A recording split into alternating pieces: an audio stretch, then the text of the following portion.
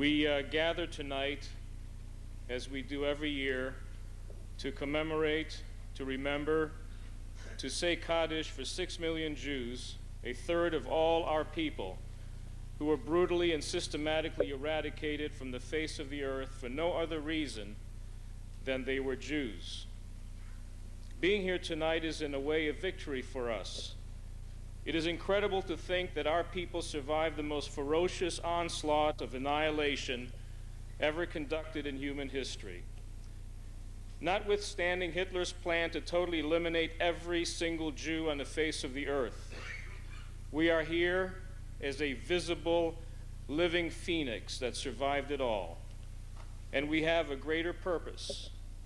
We have the obligation to remind all peoples everywhere that never again should the likes of a Hitler and his henchmen ever be victorious.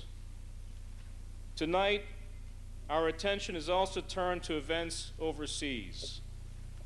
While ethnic cleansing is not the same as the final solution, and the prison camps of Banja Luka and Kosovo or Kosova are not the same as the camps of Auschwitz or Treblinka, and while Yugoslav's Milosevic is not exactly made of the same evil stature as Germany's Hitler, we cannot and we must not turn a blind eye to the nightmare of what is taking place in the Balkans. And while Milosevic's brutal proto-genocide is not the same as the unique event we call the Holocaust, his evil objectives must be stopped by good people everywhere. The eyes of the refugees say it all. Help us. Let us live in our homes in peace, free of tyrants and killers. Indeed, if anything, the events there point to the need of the world's nations to fight similar such inhumanity in the Sudan, in Rwanda, in China, and many other areas in the world. Tonight, we will all have the rare privilege of listening to the abbreviated stories of 3 Holocaust survivors, eyewitnesses to unspeakable events. Let their unique stories inspire us to act against each and every incident of inhumanity. I want to especially commend Moses Altsack and Racheli Jansen, members of our planning committee, for so lovingly working with our speakers tonight and thus assembling this program for us. Their special dedication is highly appreciated.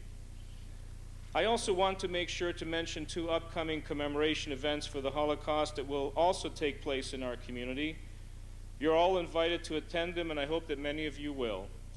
On Tuesday, that's tomorrow, April 13th at noon, at the State Capitol Rotunda, a special statewide observance with Governor Frank O'Bannon will be held. It is co-sponsored with the Indiana Civil Rights Commission. At that time, we will also have the privilege of hearing Gisela Weiss, a survivor of the Holocaust, give a presentation. Today, incidentally, for your information, the Holocaust Assets Bill was passed in the state legislature, which benefits the survivors of the Holocaust, and we are very commendful and happy that the JCRC was instrumental and involved in making sure that the passage of that bill took place. On Thursday, April 15th at noon, a program will be held at Carmel Civic Square with Mayor James Brainerd. We will have the honor of hearing presentations from Mickey Maurer and also Jean Glick, a liberator. The only change in the program that I need to announce for you tonight is that the students' art competition will be presented tonight by Steve Rudolph. He's pinch hitting for Steve Sherman. They both have the name Steve in it. Thank you for being here tonight.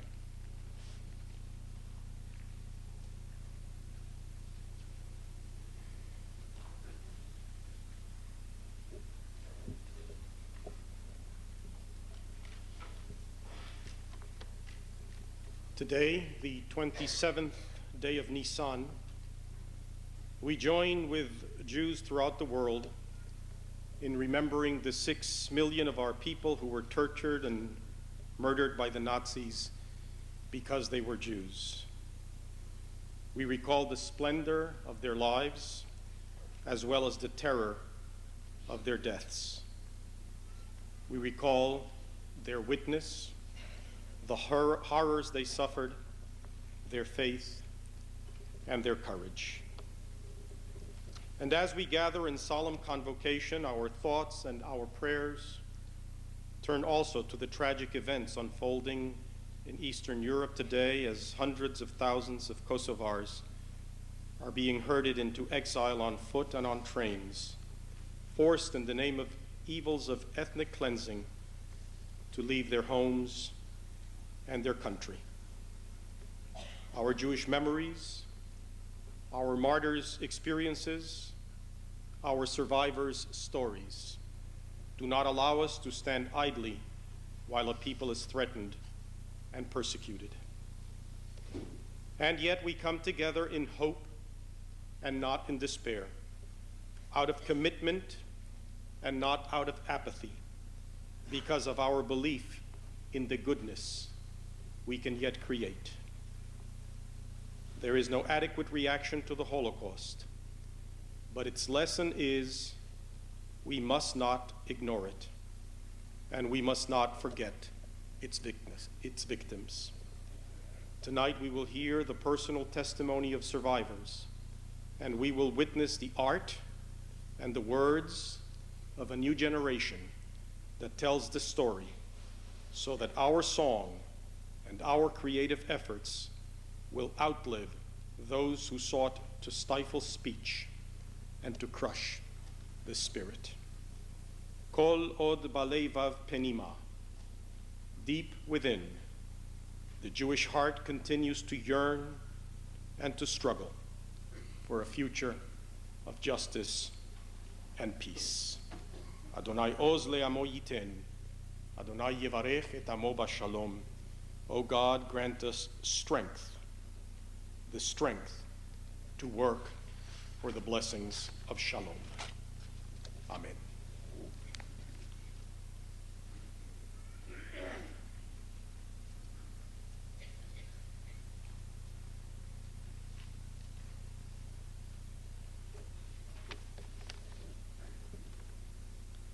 I share with you Homesick, written in 1943.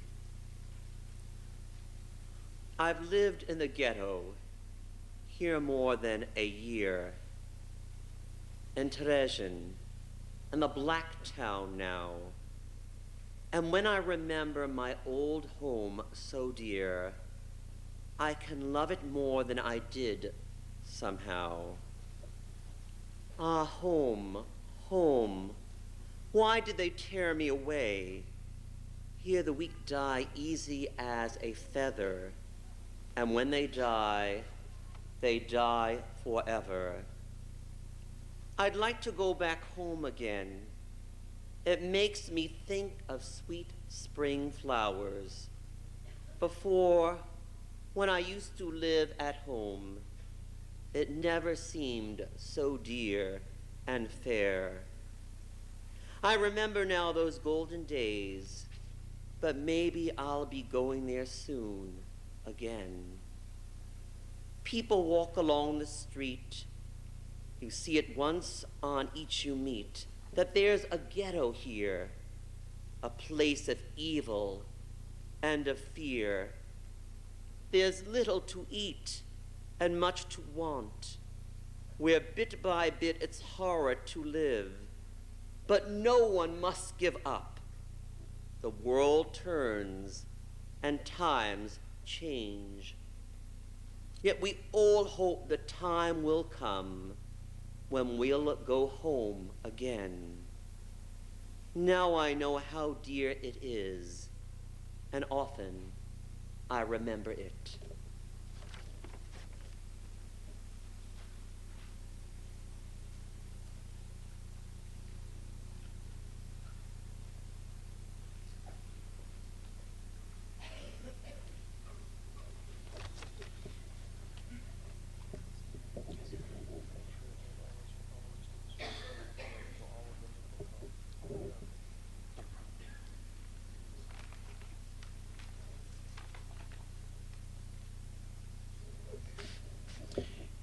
It is my great pleasure this evening to represent B'nai B'rith Lodge number 58 in presenting the winners and the awards of the 1999 Yom HaShoah Arts Competition.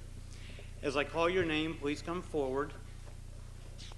And if you could be so kind to hold your applause until everyone is up. In the graphic division winners, for our prized possession, Malia Moore. For a tribute to Anne Frank, Jessica Kerman. For Shalom, Emily Henricks. And for Memories of That Night, Mike Steinmetz.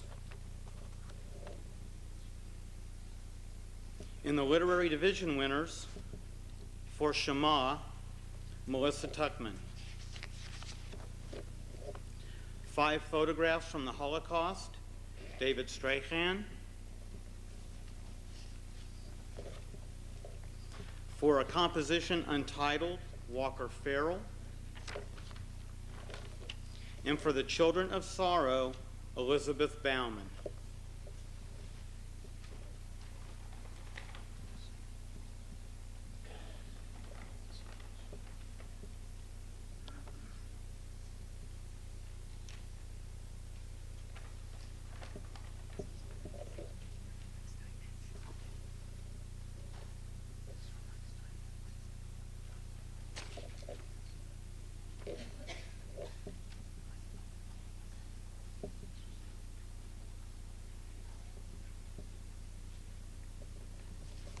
Congratulations.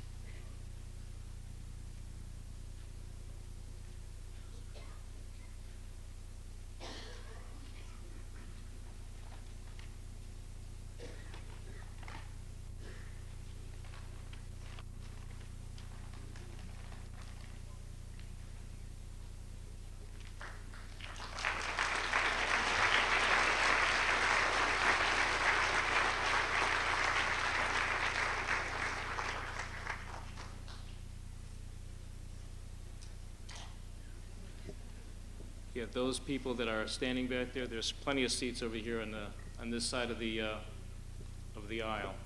Please come and join us.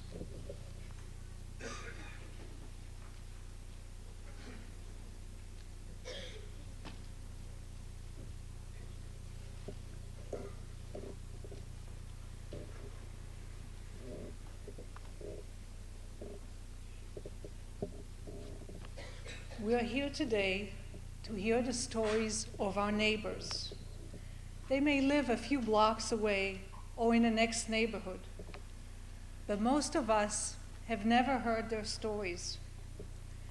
We're here today because we're running out of time. In a few years, our grandchildren will ask us to tell them about the Holocaust. We'll have to send them to a library to read a book or to see a film. We're not going to be able to simply tell them, go talk to grandma. We're not going to be able to send them to see Uncle Harry or the survivor who lives across the street. I am the daughter of survivors. We are the generation after. We are charged with making sure that the world remembers those who perished and those who survived.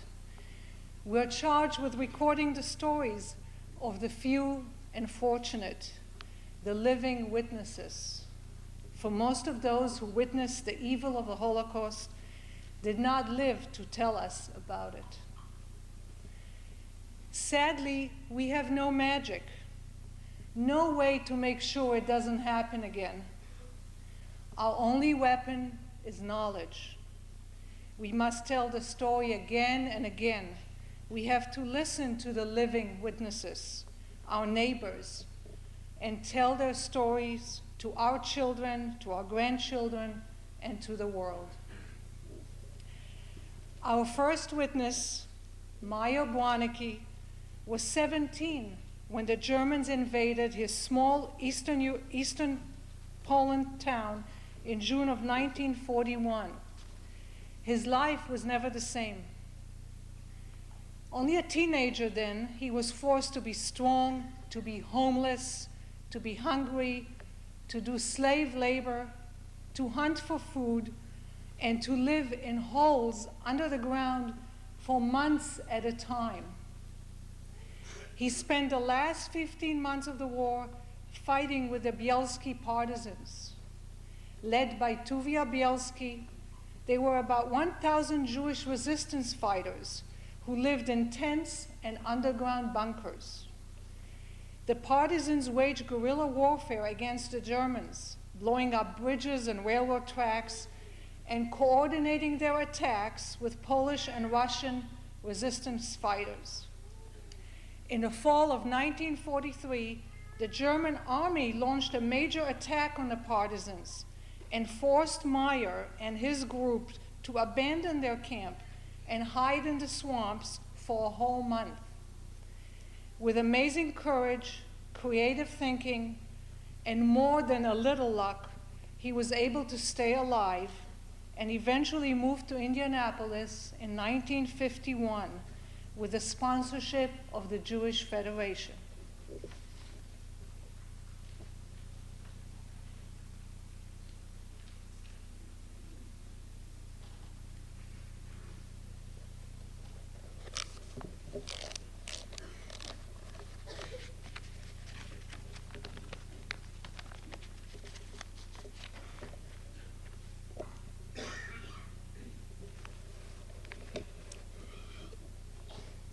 I was born in Dvorec, a small town in the eastern part of Poland. There I lived with my father, mother, and my 3 brothers.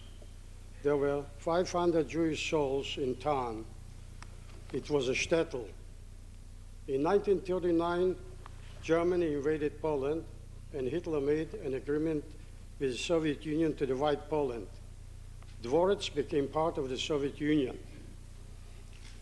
Life changed on June 22nd, 1941. I went outside and I saw many planes in the sky. They started attacking the military airport the Russians had been building nearby. Soon we realized that the war had started. And one of my older brothers left with the retreating Russians before the German army arrived. We only found out about him at the end of the war. Only a couple of weeks later, the first German soldiers arrived. Soon afterwards, it was announced that all Jews should wear a yellow star. They created a Judenrat, a Jewish council, that used to give out work assignments to everyone. We had to walk 6 miles to the work site and to do forced labor. In December 41, we found out that the Germans were creating a labor camp with additional Jews from the surrounding area. So the total population grew to about 4,000. The entire area was surrounded with an 8-foot high barbed wire fence with only one main gate. Each one of us was given 400 grams of bread a day. It was extremely crowded and life was very hard. Rumors of executions became impossible to ignore. By hand, I started to excavate a hole under the corner where 2 beds met in the home we occupied, carrying dirt out in my pockets so that no one would notice it. Only my parents knew my secret hiding place, no one else. I was preparing the hiding place for an hour of need. There were rumors that our whole camp would be transferred to another location. In the middle of December 1942, the Judenrat was forced to choose 20 professional people to prepare for the relocation of the camp. We didn't know anything about where those people went. My father was one of the 20 chosen, and we never saw him again. At the end of December 1942, the Germans surrounded the camp with machine guns, and I thought this was to be our last day of our lives. My younger brother had already managed to escape from a work detail. I didn't know if he was dead or alive until we met in June 1943. The Germans announced that the camp would be resettled. No one was permitted to bring more than 50 pounds of belongings. We had to come to the main gate. Through the fence, I saw people with shovels. I decided it was time to hide.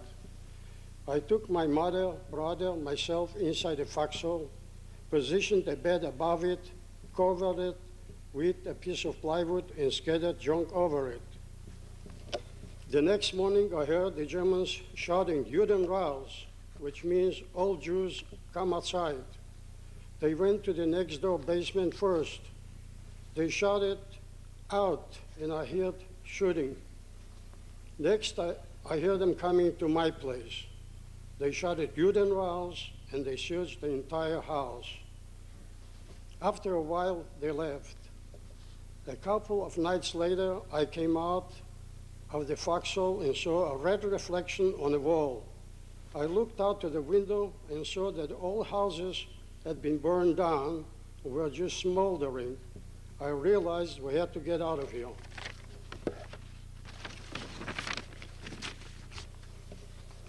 My mother and I left, but my brother was left behind because he had polio and could not walk. We thought we would rescue him later. We went to the nearest village where my parents had friends. We soon learned that the Germans had taken everyone outside our town and shot them. We went to another friend farther away from the village. It was Christmas Day, 1942. This friend fed us and told us to leave. His advice to me was, if I kept coming back and forth, eventually I would get caught. This friend said, "I will give you a shovel and a pick, go to the forest, dig a hole in the ground, and stay there." I took his advice, and again I dug a foxhole under a big spruce tree and covered it with branches and put dirt on top of it and closed the opening with an old tree stump.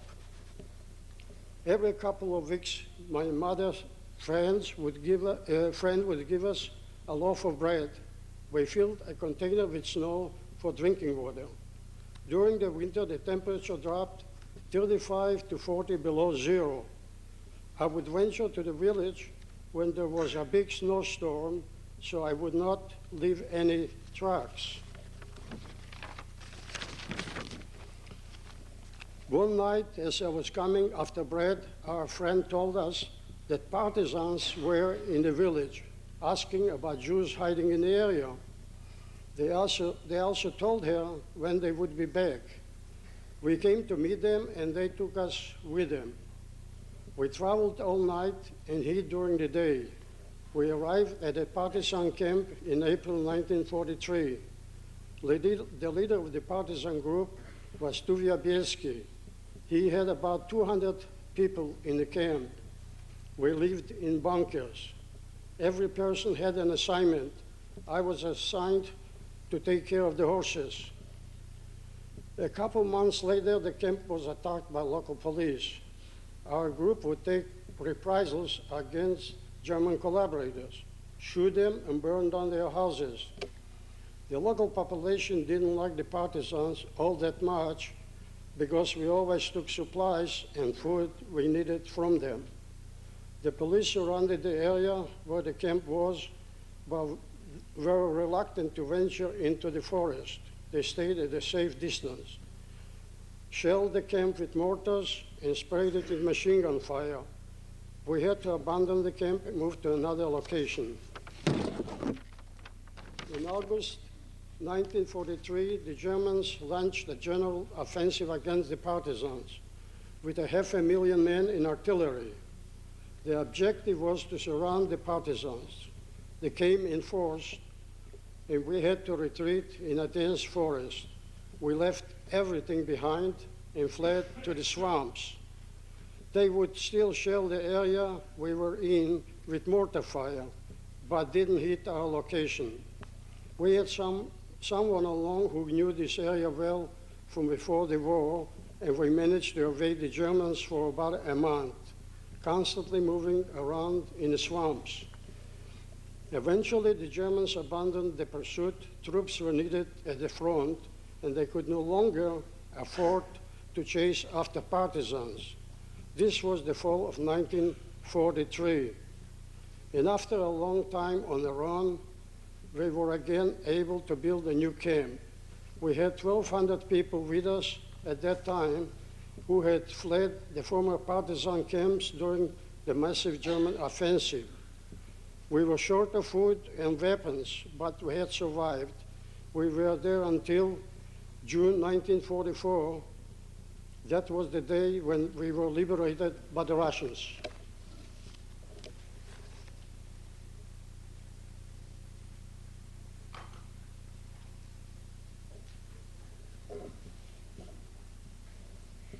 Esther Lask's story, like Meyer's, begins on June 22, 1941.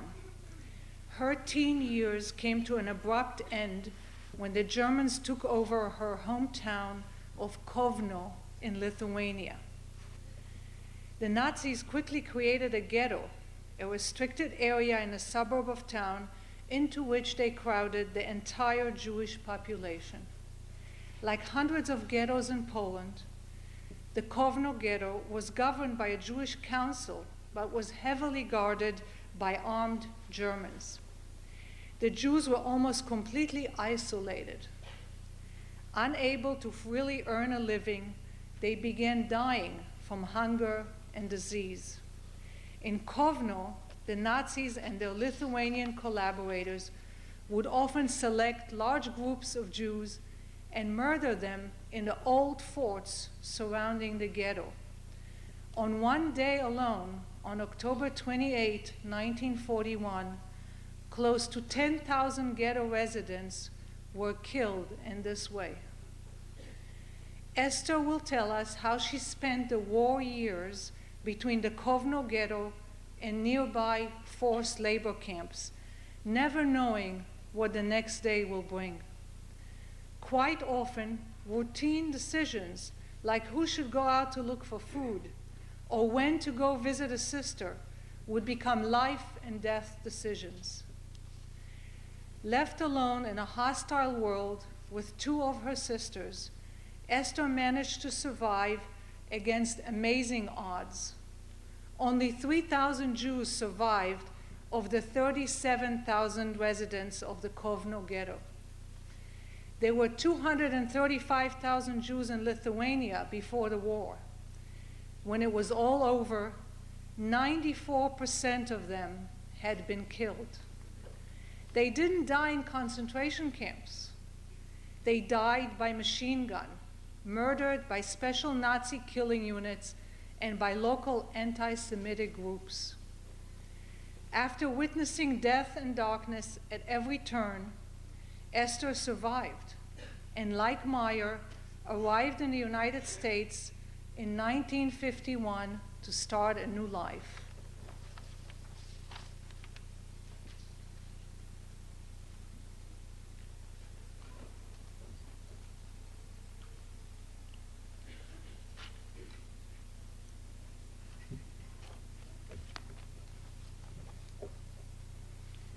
I was born in a suburb of Kovno, which was then the temporary capital of Lithuania. We had a big family. There were 5 children, including 3 sisters and 2 brothers, and we lived in a 2-bedroom house. My father worked in a factory and we always had food on the table. Though war broke out in 1939, we did not feel its effect until 41. I was 14 at the time. We heard air raid sirens and bombings on Sunday, June 22nd. By Monday, the Russians, who had been in Lithuania since 1940, had left. The streets were empty. On Tuesday, we needed some bread. We would have to stand in line at a bakery. My mother, younger sister, and a neighbor went first, and I went an hour later to meet them. When I got there, they were nowhere to be found. Then someone told me that all of the Jewish people had been taken away to a fort. A Lithuanian organization had rounded them up. The Germans had not come yet. I decided to go another bakery to get bread myself, along with a neighbor's daughter. As we walked past the Jewish neighborhood, we could see open house doors with people piled up dead, men, women, and children in heaps, killed by Lithuanians. We decided to turn around and go back home. By Wednesday, the Germans came. In the meantime, I tried to get my mother and sister released, but they were not let go until 2 weeks later. My father stopped going to work, and Jewish schools were closed down. I remember that on July 12th, a notice came out that Jews should wear a yellow star, and we could no longer walk on the sidewalk, only on the street. In one area where many Jews lived already, they created a ghetto and transported all the other Jews there. The ghetto was divided in 2 parts by a highway, and we could cross from one part to the other by a bridge or a tunnel. There were maybe 30 or 40,000 people living in the Kovno ghetto, and it was extremely crowded, with many people living in each room of every house. After August 15, Jews were no longer permitted to leave the ghetto at all, which made it very hard to get food. The Jewish agency would distribute rations, but they were very small. On Friday, September 25th, I went to a nearby Jewish store to get something my mother needed. On my way there, I saw soldiers come and block the opposite half of the street from where I was. I went back home and told my parents.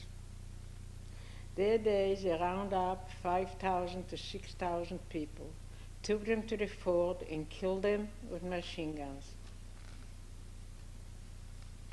On Saturday, October 5th, a sunny day, I was going where my parents lived, and I heard machine gun fire. I later learned that the Germans had rounded up everyone from the small ghetto and killed them all. One day, the Germans put up notices saying that everyone had to gather at a square on October 28, threatening to kill anyone who did not go. We put on 3 to 4 layers of clothes, not knowing where we might be taken. When we got to the square, the place was full. There were several thousand people there. They started sorting people for a settlement. They were going to select 10,000 people and said they would be sent somewhere else to work. Already we didn't believe them because they had talked about resettlement before, and none of the people who left were ever heard from again. They split me from my parents, and I tried to run to them. But a Lithuanian pushed me back with his rifle. So I stayed back with my sisters, and my parents and brothers stayed on the other side. I never saw them any of them again. In September 1943, they started taking people to labor camps. First, they took single people, including my sister and me. By the end of 1943, they decided to send more people to the labor camps, and many went voluntarily. They figured if they went to a small place, they could save their children from being taken away. I was with my sister Chava at the Palamon labor camp until July. By summer 1944, trains with bricks that used to leave for Russia started coming back, and I knew that the Russians were pushing the Germans back. One day in April, we were walking loading bricks, and the guard sent us to a building for a roll call. We stood there for several hours and were all released later. A woman I worked with had a little boy, and she said that while we were there, they had rounded up all the children from the camp and deported them. They missed a little 2-year-old boy wrapped in a blanket, and a guard found out, took him to a ravine and killed him. The same day, they did the same in the ghetto. They would drive around with music playing to attract the children who were hiding, loaded them in trucks, and took them all away. They took away old people, too. Everyone was very upset, and they kept us in the camp for 2 days before sending us back to war. One day, a camp guard said the camp was going to be evacuated. On July 12th, it was our turn to be deported. They loaded us on trains headed to Gdansk. There, the women were taken off the train, and the men continued on to Dachau.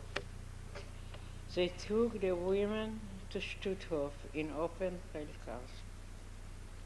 There were many Hungarian Jews in Stutthof who had come from Auschwitz, who threw bread over the wire, and the inmates entered the camp shortly afterward. In February 1951, I left for Dallas, sponsored by the local Jewish Federation, and after a while moved to Milwaukee. In the meantime, Chava, who had returned to Kovno, had been reunited with her other sister, Miriam, in Russia. The three of us were not reunited again until 1971, 26 years later, because the Russians would not give him permission to travel. That's when I met my sisters again.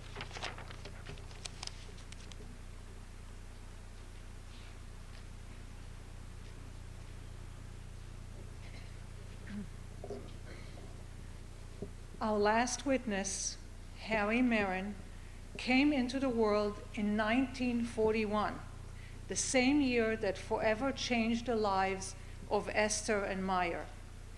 His story is different in that he was only a baby, too young to remember how he survived.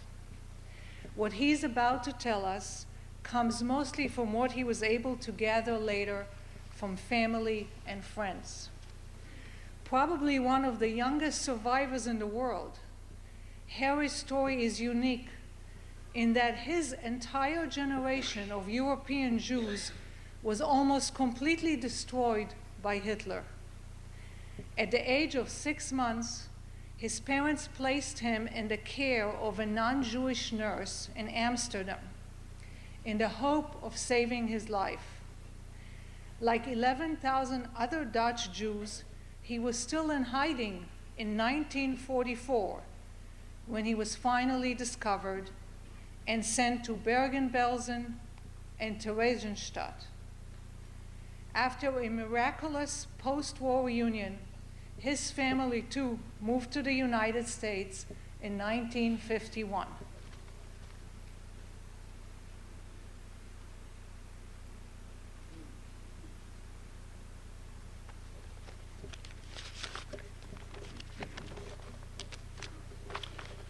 I was born in Amsterdam in 1941, on the very day the United States declared war on Japan. My dad was originally from Hanover, Germany, and he had moved to Holland before the war. He actually had a Polish passport, as did many who lived near the Polish border. So when he first applied for a work permit in Holland, they wouldn't give him one. In fact, they took away his Polish passport. He did manage to move to Holland in 1933, the same year Hitler came to power, although his parents, 3 brothers, and his sister stayed behind in Germany. My mother and her family had lived in Holland since she was a small child. Before the war, my father had been in the sign business and fur business. He met my mother in 1936 and were married in 1939.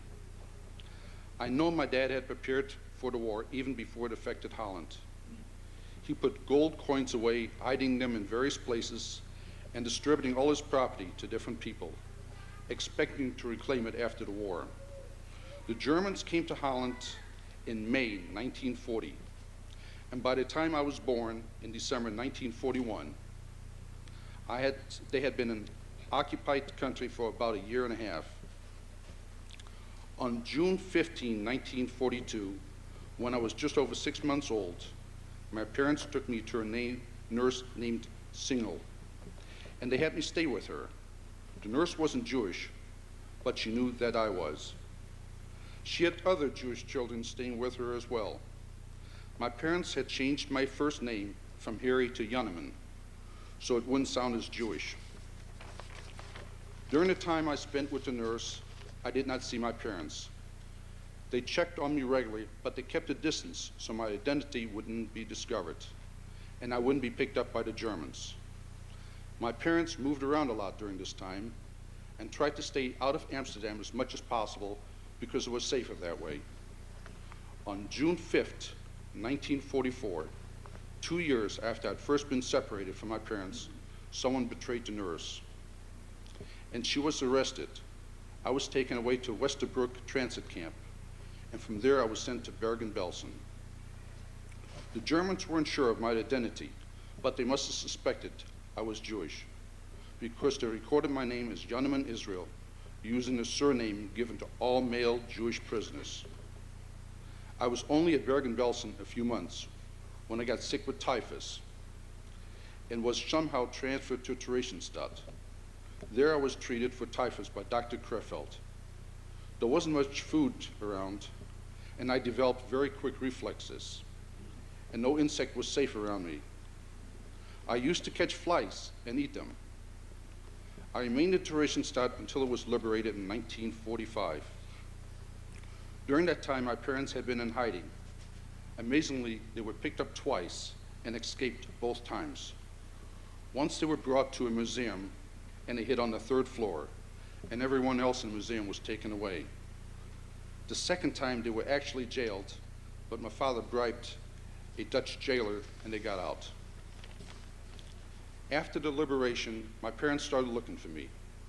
My father went to Eindhoven and showed pictures of me as a baby to people returning from the camps, even though by then my picture he had was almost 3 years old.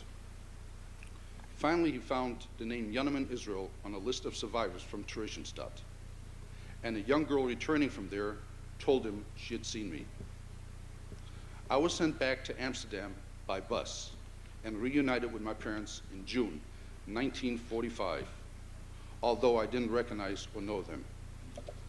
Back in Amsterdam, I kept receiving treatment from Dr. Krefeld, who had also returned after liberation.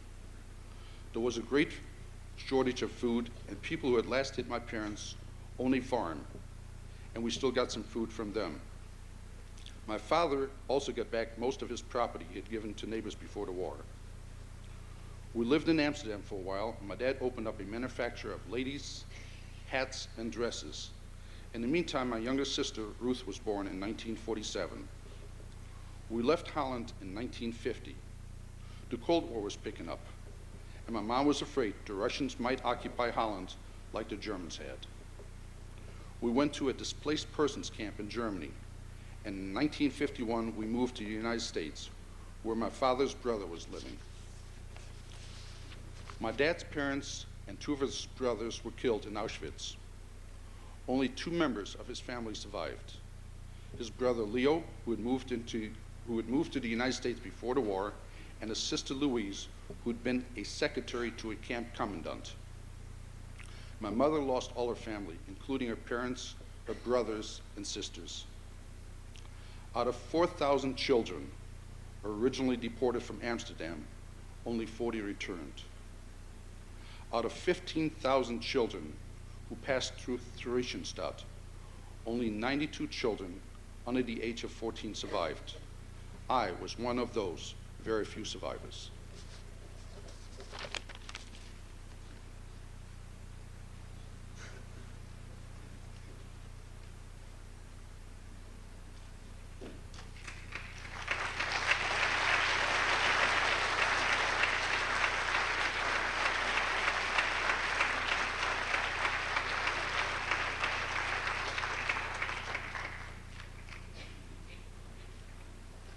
Night in the ghetto. Another day has gone for keeps into the bottomless pit of time. Again it has wounded a man, held captive by his brethren. After dusk he longs for bandages, for soft hands to shield the eyes from all the horrors that stare by day. But in the ghetto darkness too is kind, to weary eyes which all day long have had to watch. Dawn crawls again along the ghetto streets, bracing all who walk this way.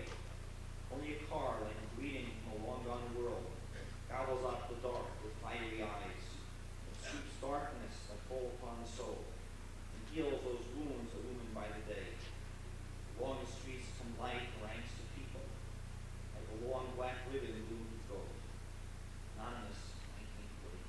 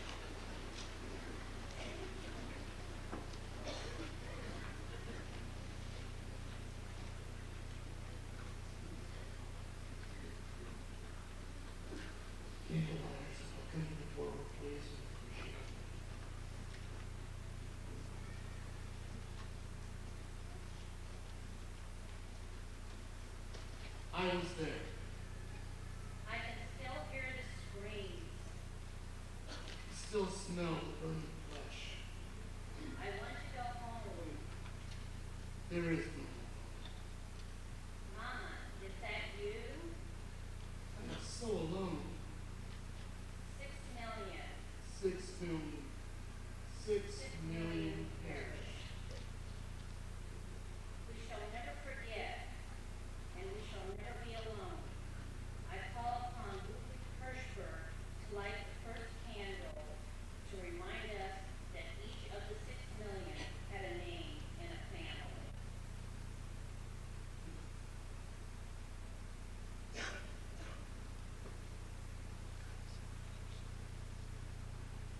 I'm Ludwig Hirschberg. I'm the survivor from the concentration camp Studov. I light the candle in memory of my parents and my sister.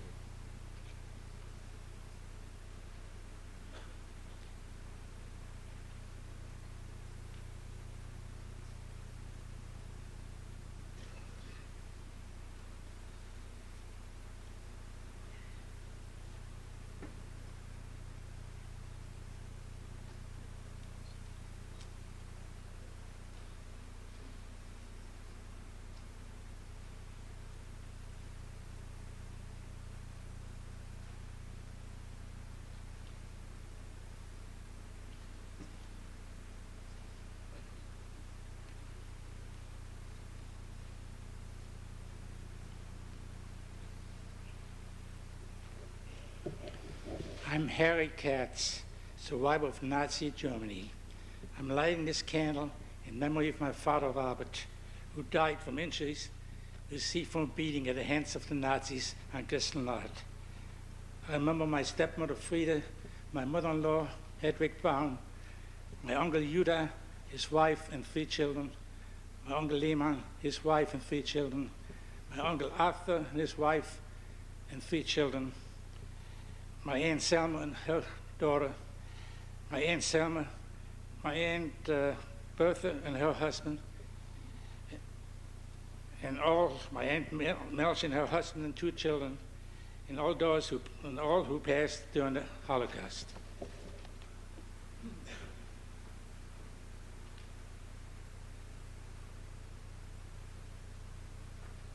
The third candle will lit by Michael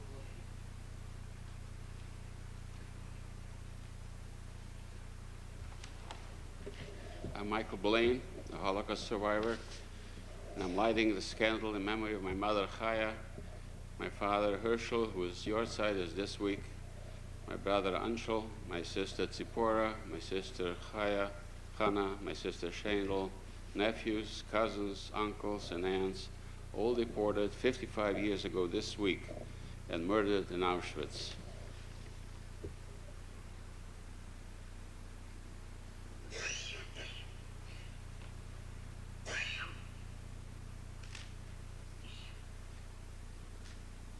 The fourth candle will be lit by Mike Vogel.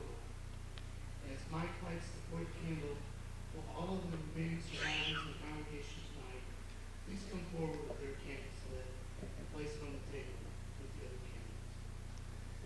I am Mike Vogel, survivor of the Nazi death camps, Auschwitz, Dachau, Sachsenhausen, and Landsberg.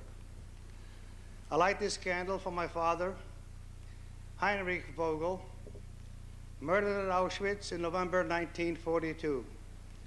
And I light this candle for my mom, Cornelia Vogel, murdered at Auschwitz September 23, 1942. Light this candle for my sister Rose, murdered at Auschwitz in May 1942. Light this candle for my brother Arpad, murdered at Auschwitz in July 1942. Murdered for my little sister Martha, murdered at Auschwitz September 23, 1942. And my baby brother Maximilian, murdered at Auschwitz September 23, 1942, at the age of 9. Zichor, remember, never again. Survivors, please come forward with your candles.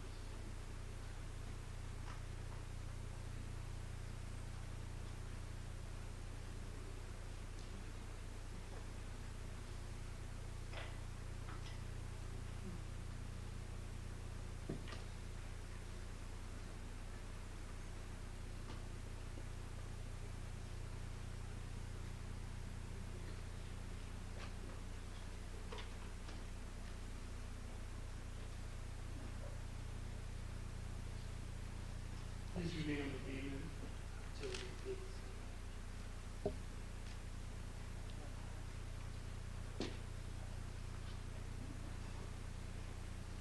I now call upon Jim Schwartz to represent all the second generation, the generation that was not to be, to light candle number 5 as all of the second generation joins him with their personal candles lit. I am here against all odds. I was born out of the ashes of Auschwitz and the spirit of a people who refuse to die. I am a statement of life and a promise of a Jewish future. I light this candle in memory of those who were not born and in memory of my family that I came into this world without. Second generation, please bring your candles forward.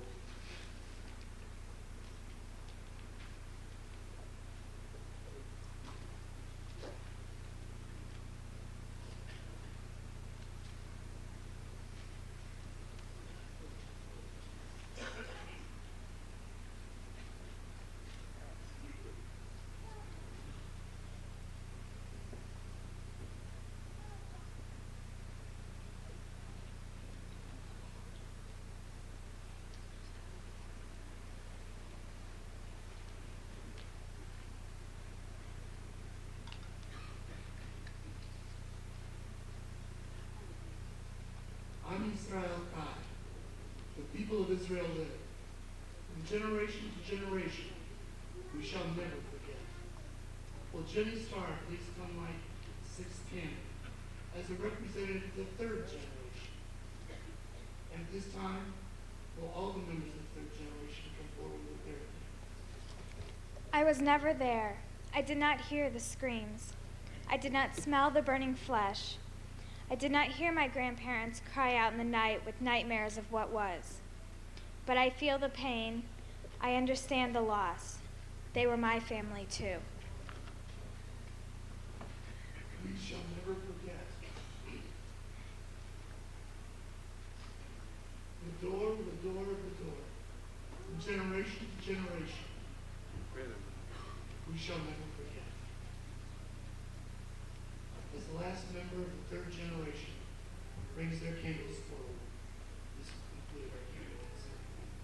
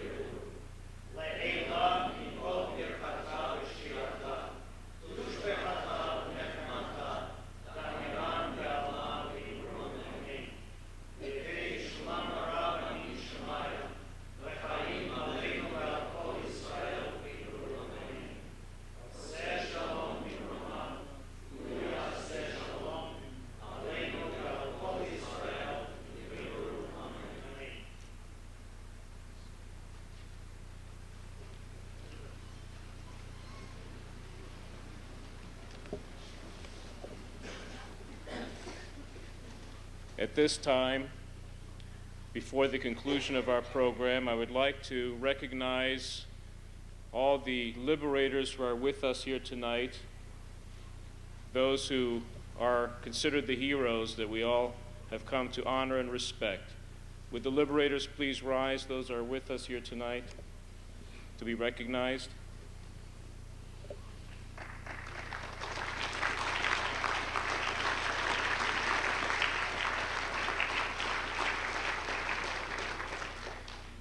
Before our program ends, I also want to invite you to a special reception we have prepared for you at the back of the sanctuary. Our three speakers, Holocaust survivors, will be available at that time to speak with you on a personal basis, and I truly encourage you to do so, as well as speak to the liberators who are with us tonight as well. You will also have the opportunity to view the winning art entries to our annual arts competition, which is for your display back there at the back of the sanctuary. I also want to note a change in the program before the end. Those who will be leading the Hatikva and the God Bless America will be members of the third generation, those who have all our hopes with them, and that will be Jenny Starr, Jackie and Shayna Schwartz, not the ones that are appearing in our program. We have made a slight change, and we are very delighted and happy that they will be here with us to lead us in the Hatikva and God Bless America following the benediction. And thank you for coming tonight.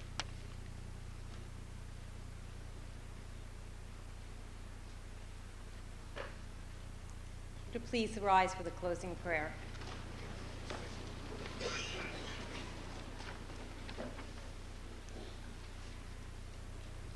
God of all generations, on this night we have remembered the 6 million of the household of Israel and the millions of other human beings who perished as victims of cruelty, oppression, and hate.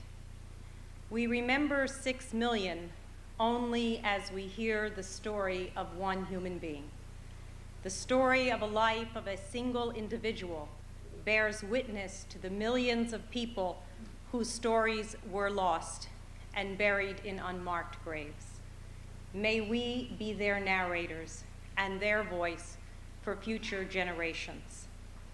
We recall also the stories of heroism and spiritual courage that defied and confounded the adversary.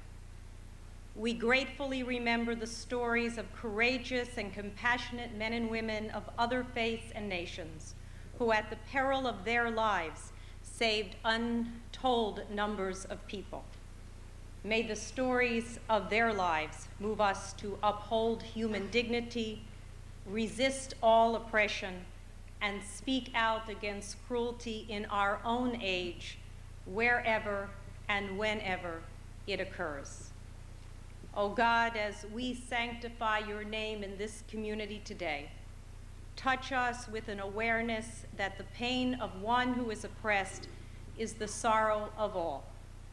Embrace us with the love of Torah that teaches that we are all created in the divine image, and that when one of God's creatures suffers, God weeps. Renew us with the faith that hope can overcome despair, that even stories can bring us closer to redemption.